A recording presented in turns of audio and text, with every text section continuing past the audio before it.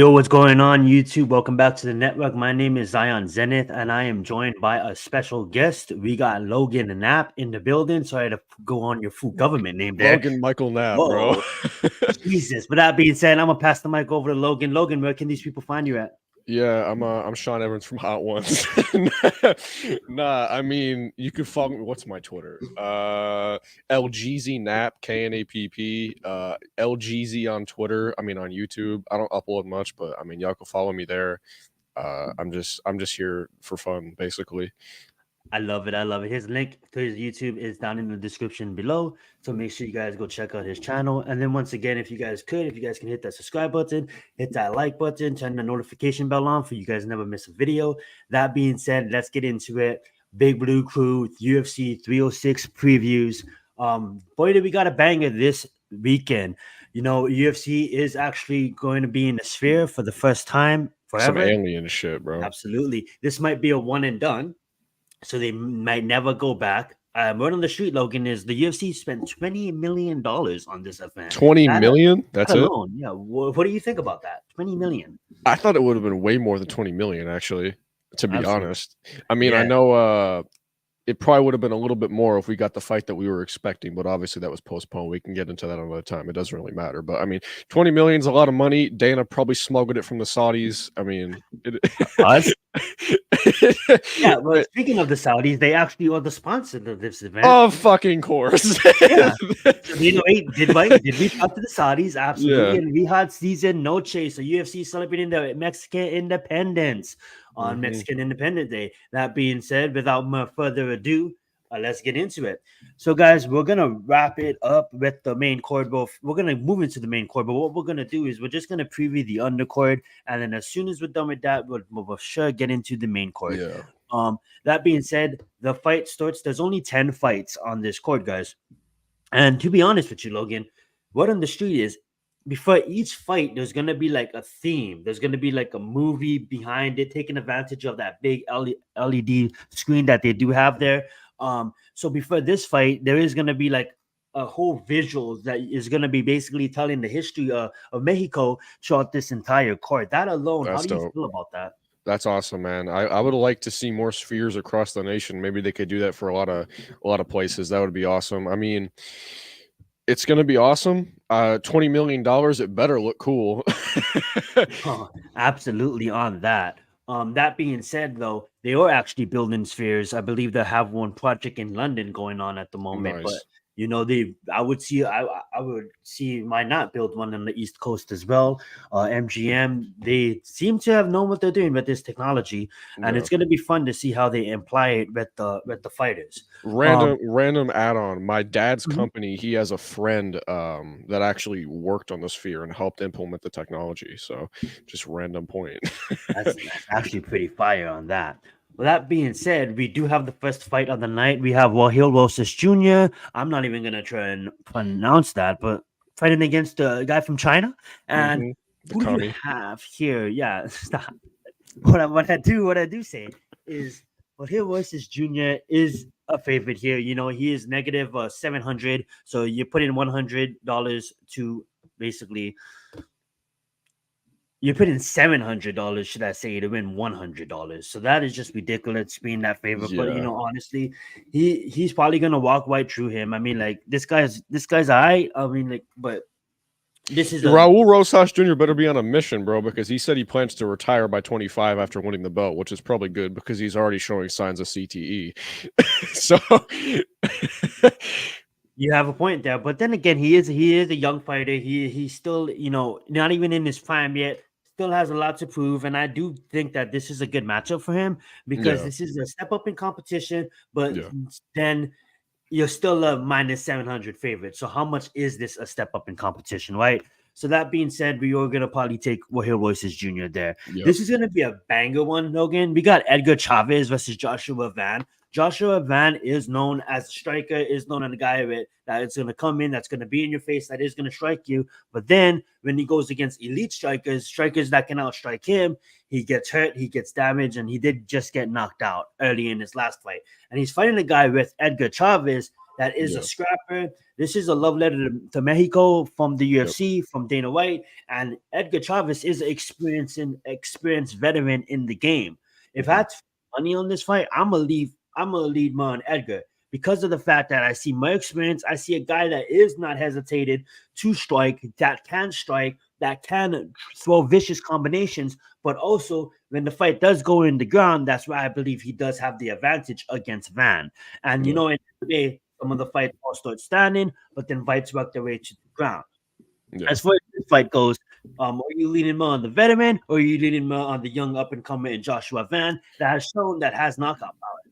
I mean, if I'm being a homer and taking the underdog, because that's usually what I want to do, I'll go with Josh Van. But just based on experience and the fact that, I mean, this is the UFC, this isn't boxing. There's obviously a lot more elements to the game, and being a veteran, I mean, it just goes for any sport. If we're being honest, being that veteran presence that is more knowledgeable about the sport, I mean, it's either going to go one of two ways. Either you're going to be an old head that gets your ass beat, or you're actually going to prove yourself and take another step up by beating up one of these up and coming guys. And to be honest, I think Edgar will win this because he's just more experienced. He's a better grappler. I mean, he's not as good of a striker, but there's obviously more elements to MMA than just striking. So I'm going to go with Edgar. Absolutely. I love it. And then we got this cutie and Yazmin versus Souza, should I say. That being said, man, I'm going to ride with Mexico again. I think you the same way anymore, bro. Souza doesn't have like any I don't see any path to victory here, especially, you know, with this being a love letter to Mexico. I do believe that the Mexico's fighters is gonna have more of an edge, more of a momentum, should I say. I mean, like, Will Roches Jr. is American, but he is fighting for his country. You know, Edgar Chavez, if he comes out and if he stops Van, that's just gonna push the momentum up to Yazmin. And Yazmin is all around a beast, whether it be striking, whether it be grappling, whether it be up against the cage. She is a beast, and I don't think Ketlen has what it takes to take Yazmin out, especially on this day, in this fighting court, in this fighting arena. I don't think Ketlen has a chance. My money's on Yazmin all day, every day in this one. 100 out of 100 times, I'm picking Yazmin. Or should I say 100 out of 90? Because, you know, MMA, anything is possible. What do you got in this one? I mean, just to be completely honest with the viewers, I'm not that knowledgeable on this matchup, so I'm just going to go with you. I'll take Yazmin over the dude that looks like Julian Newman. That's that's what I'll take. Oh, right. This is another banger. We got Manuel Torres versus Bahamondes. I mean, like, man, these names.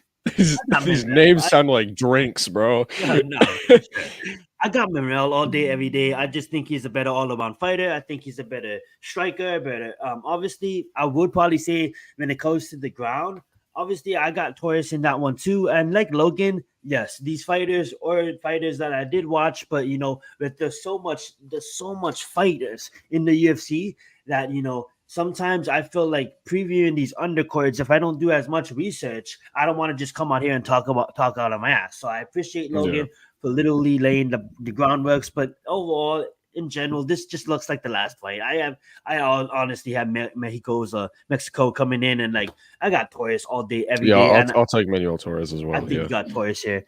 And this is going to be a fun one too, because we got Dumont versus Irene Aldana. Now, Irene Aldana is the veteran here. She is the one that has been fighting in the division for a really long time. We have the up-and-comer that is proving herself, but proving herself against names that is not really the greatest. But, you know, she's an up-and-comer. She is riding a win streak. She is really legit in certain areas. Obviously, she lost against Macy in the split. But, you know, she does dominate certain fighters. But who?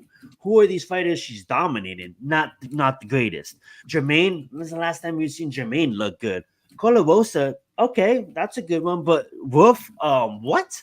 You know, but then when we go to the veteran is pretty experienced here, and that's why she is the veteran. So this is really a pick 'em for me. If I really had a gun to my head, I'm probably gonna choose. I don't even know on this one.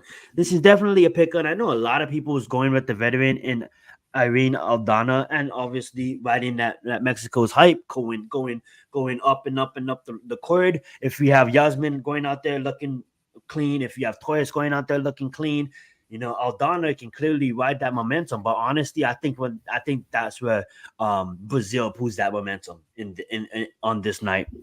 I think they're mad. I'm taking their man on this one. Go right ahead, Logan. Screw it. I'm gonna stick to my gut. I'm gonna take the veteran. Give me Irene Aldana. Oh, nice. You're gonna take a lean. All right, guys. So yeah, so that brings us to the main card. Like, I know, guys, $5,000 tickets, you're only gonna get 10 fights. But that being said, they claim that it's gonna be an experience. They claim that they're gonna have great movies. Something that real tickets did actually drop because obviously they need to sell the event out. But yeah, starting with the ticket prices, when me and Logan first look at this card, he was immediately disappointed. I tried to make excuses, and then I'm like, yeah, because we were supposed to get Holloway and Sapora for the main event. I mean, obviously I love O'Malley and we blame that Canadian reporter, don't we? That's why you gotta leak it. This is why, this is not a political stream. This is why I'll never move to Canada. That's all I'll say, bro.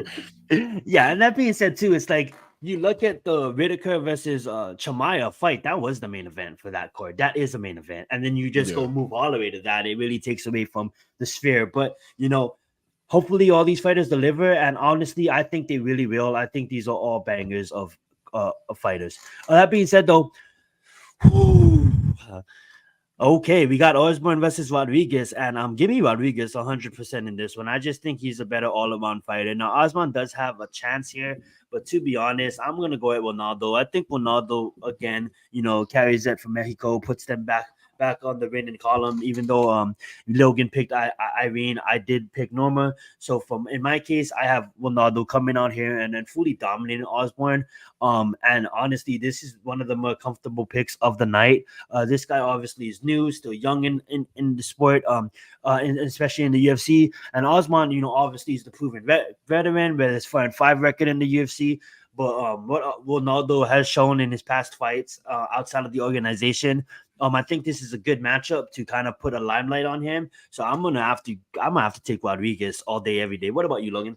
Yeah, we talked about this before the stream. I'm gonna go Ronaldo Rodríguez. I don't think this is gonna be particularly close, to be honest with you. I also think it's gonna be a complete domination. I don't think there's much that Osbourne can do to really compete against Ronaldo. I don't think it's gonna be that close of a fight. However, I think it's gonna be one of those types of dominations where it's not a complete something like a first round knockout or anything. I could see this just being a complete domination round after round after round and going to a freaking unanimous decision. That's what I think is going to happen. I certainly agree on that one. Absolutely. Just read your comment. That being said, we have Daniel versus Esteban, and I think this is going to be a fire card as well. A firefight as well. A lot of people is leaning more on Daniel, but don't sleep on Esteban. This guy is really vicious. He's coming in from I believe of that country, Pakistan. Yeah. Anyhow, that being said, Daniel is a monster. He can strike. He can check that flag for me. I believe that is where Shakawa is from as well. Pakistan. Argentina. He's Argentina. That's missed the flag. Same colors. I'm sorry. Don't blame me. It had the same sky blue. That being said, he is from Argentina. He is a monster, but I'm gonna lean heavy on Daniel on this one. What do you got? The Pakistan flag is green, but no, not Pakistan. Where is Shakavat from? But that's beyond the point. We can talk about that later. What do you got in this? We talked about this a little bit before the stream as well. I've been indecisive about this one, but obviously this is my final prediction live, and I'm gonna get embarrassed. So I'm just gonna go. This could be close either way, man. I'm actually gonna go with Esteban. Yeah, I think this is gonna be another, not necessarily. I could see this being a split decision, to be honest. I think this is probably going to be the only fight on the card where it's kind of boring and people aren't as entertained as they should be for a $20 million budget. But it's gonna be an okay fight. I got Esteban winning by a split decision. I love it. Alrighty, we got the veteran in Brian Ortega. If you really look at it, I mean, like, he really only loses against the top level fighters in Max and in Vogue. That loss against your year, he backed it up. He proved it. He got injured. That's why he lost, and he came back and he fought back against your year in the second fight, and he won that. But he's going against Diego, that is basically streaking at this point.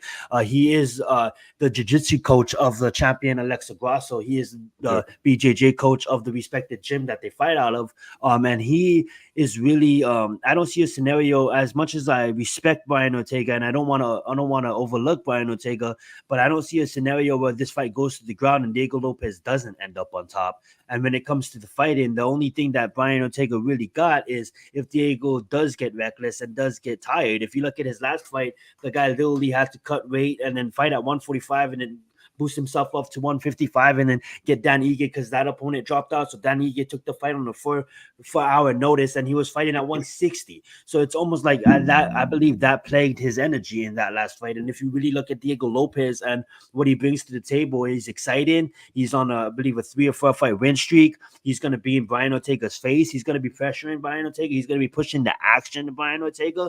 And is Brian Ortega the same Brian Ortega that we know? I mean, like, yes, he did look good against your year, but it's not like your year is any younger than he's not getting younger. So this is going against a young killer. Some what people say is the future of the division. And is a young up and comer that is really putting his work on the UFC.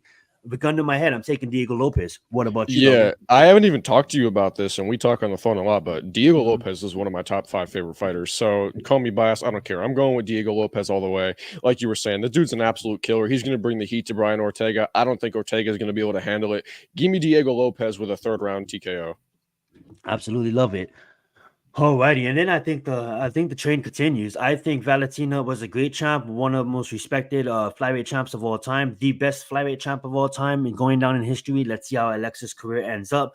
Shout out to Young Jacek. She absolutely is a legend herself. But I honestly think that Valentina is at the end of her career. I think she's still going to go out there and she's still going to fight. But keep in mind, she is 36. And you have a young champion in Alexa that not only is she easy on the eye, but man, she can scrap and she makes her fighting look really beautiful to watch. And she has the backing of a whole country and she loves her country and she's going to represent for her country. And I honestly think we see a one-sided fight here. As much as I respect Valentina, she's not in her prime and Alexa just entered her prime.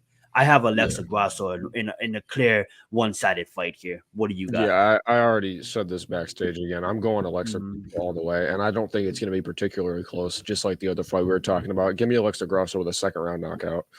Absolutely love it. You got it knocking her out. And then we got Sean O'Malley versus Merab Dvalishvili, whatever his damn last name is. I mean, like, same thing. I mean, like, when you go against a striker that is as potent as Sean O'Malley with his footwork, with his angles he takes. The dude is a sniper. Yeah, Merab, this is technically a bad matchup for him. A lot of people look at Merab and saying, "Oh, this is actually a good matchup," but no, Sean. No, it's not. I think Sterling was a harder matchup for Sean, and I think I think Merab's pressure is what's going to get Merab caught. I think. Yes, he has the stamina. Yes, he has all the things in the world, but I honestly think you can't do that against a prolific sniper like Sean O'Malley that is just literally one shot dead. And don't look at the Cheeto Vito. Cheeto nobody can knock out this mofo. This guy has a chin. There's certain people like him, like Max Holloway, that just has a chin, okay? He took a knee to the dome and looked at Sean and laughed, okay? Merab, we've seen him hurt against lesser fighters. I don't even think Merab has fought someone with Sean O'Malley's level of striking. And for that reason alone, I know Logan is cooking up a good bet for you guys. So, Logan, who do you guys got? Yeah, 100%. I look at this matchup the same way I looked at Israel Adesanya and Dricus du Plessis, but in the exact wrong way. What I mean by that is DDP could afford to let loose and be risky and go in and do what Merab is going to want to do to Sean O'Malley, because O'Malley and Izzy are similar in the way that they're both snipers and some of the best strikers in the history of the sport.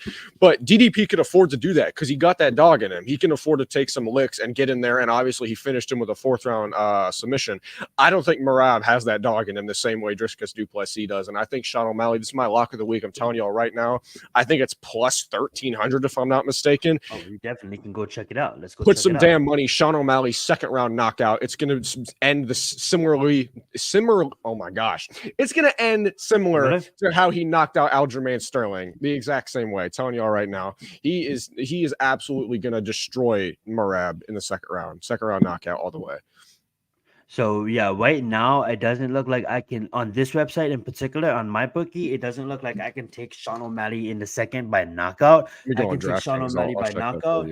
Absolutely. If you share your screen and if you guys bet on maybe Caesars or maybe a DraftKings, you definitely you definitely can see that Logan's pick of the week is plus over 1,000. Sean O'Malley's second round knockout. If you called the round, if you called the fight, you definitely can get paid. And this is where we get into our part of the picks of the week, gang. Logan's pulling up his screen, but before he pulls up his screen, I'm going to share my pick of the week. This is the free pick, as you've seen in the thumbnail above us when you clicked on this video. Pick of the week. We got the main event. What I'm going to do, guys, is I'm just going to take all the fighters to win straight up in the 3 last fights. This is easy can make you 3 times your money. I wouldn't say easy because Brian Ortega still kind of scares me a bit. He's a master at what he does on the ground. But like I said, I think Diego Lopes is just entering his prime and coming in with the spirit of his country. Not that Brian Ortega is not Mexican, but that being said, I am gonna take Lopes. And then I'm just going to take Alexa Grasso straight up. Now, you can take Alexa Grasso if you want to get tricky. You can take Alexa Grasso by KO. You can take Alexa Grasso by submission. But I'm going to actually take Alexa Grasso straight up at 141.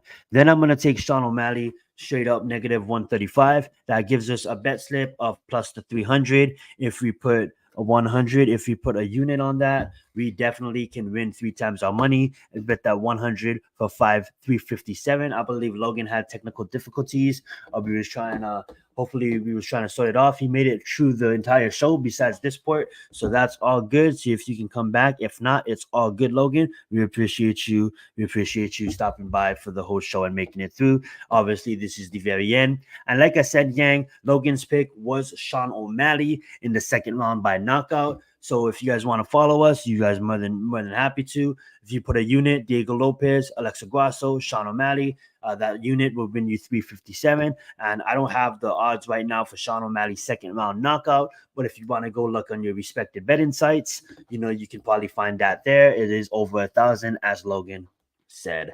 That being said, man, we really appreciate you guys. All good, Logan. We really appreciate you guys being here today, watching this. This was a nice 20-something minute video, us breaking down the UFC. Please bet responsibly. And that being said, man, thank you guys so much for watching. Y'all have a good one. Bless up, subscribe to the channel, and let's get it. Well, there you go. 1,200 is still 12 times your money, people. So Sean O'Malley, second round knockout, gets you 12 times your money. That being said, thank you so much for Logan for joining us on the stream today. Thank you everybody for watching. Even if you're watching after the fact, make sure you hit that like button. Make sure you subscribe to the channel and turn that notification bell on so you never miss